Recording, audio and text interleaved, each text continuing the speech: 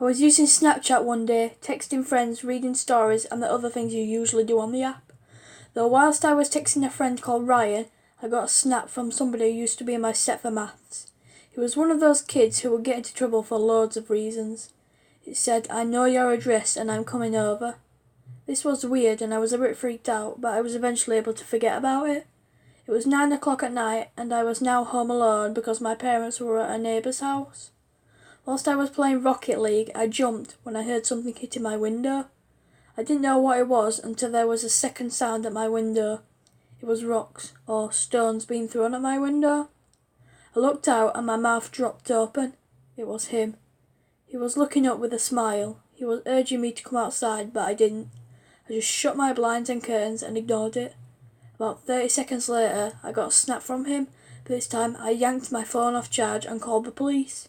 And I could then hear him banging at my door, and I told this and the snap to the police. The snap he sent me was of him holding up a knife to the screen, and the text saying, "Come outside, I just want to have fun with you." I just realised the banging had stopped, but then I heard glass breaking, and at the same time police sirens. I ran downstairs outside and saw him running away. I still don't know if this was out of order, but I threw a rock at his back and he fell over and dropped the knife. The cops came and took him and he went down for young offenders. Thankfully, I had never heard from him again, because when he came out, he and his dad moved far away.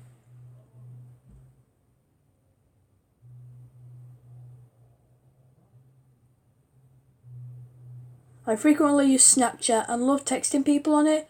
One night I was texting a girl I liked. She was called Casey and we were becoming good friends. She asked if I wanted to meet her at a nearby park.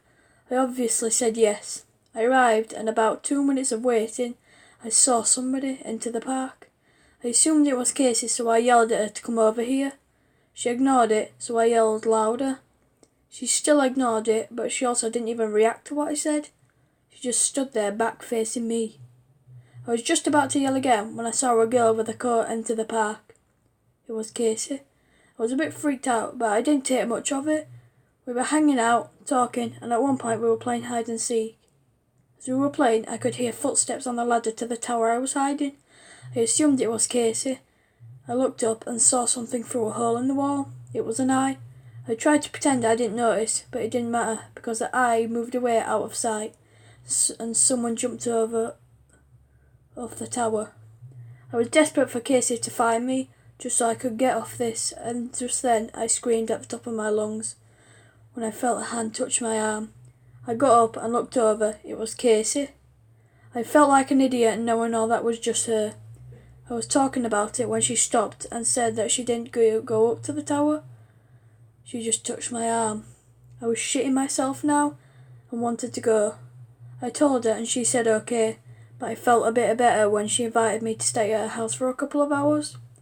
I was excited now, but later, when I had been at her house for 90 minutes, I got a notification on Snapchat saying that someone random had added me and sent me a snap.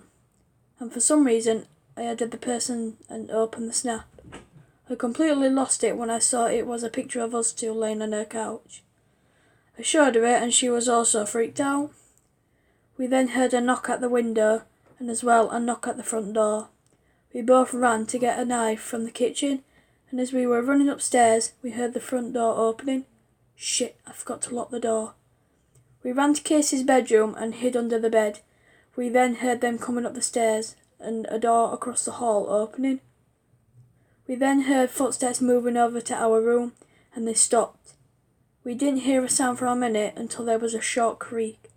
I almost shit myself when I got another snap from this person. I opened it and my heart dropped. It was a picture of me and Casey under the bed by our feet.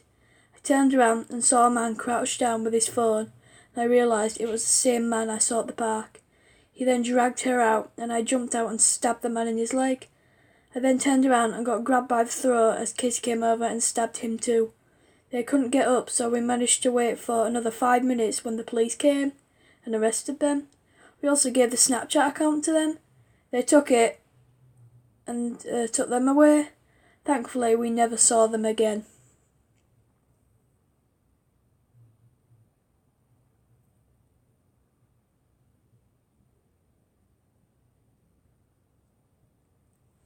I was in a group on Snapchat with my friends Max, Kyle and Tyler. On Friday after school, we got a text from Tyler saying hi guys. I said hi back and so did everyone else. Whilst in the group, we arranged to have a sleepover the next day. Everyone said yes apart from Tyler. We kept asking, but he didn't answer. I decided to text him directly. He responded saying yes, what's the address? I text back, you know the address. He then said, please just tell me. I was about to tell him when I realised he wouldn't be asking for the address, so I assumed it was somebody, supposedly his brother, messing with me. The next day I saw Tyler and he said to me that he had lost his phone. I was a bit nervous, thinking that I almost sent my address to a complete stranger. I told him about it and he was freaked out. I said we should get everyone over. We did, and we played games, ordered pizza and watched TV, until we got a snap from Tyler's phone. We opened it and it was a picture of a half-man's body with the text saying hey. We then realised we can look on the snap map to see where this person was. We looked and he was right next to mine. We then got up ready to go outside when we heard knocks at the door. Quickly we ran outside and went looking. I then heard Kyle scream. We all ran in his direction and found him with the man. We ran and pushed him over. He dropped the phone and ran away. We tried to catch him but it didn't work, so we just went in and called the police. When they came, they didn't find anything, so they left.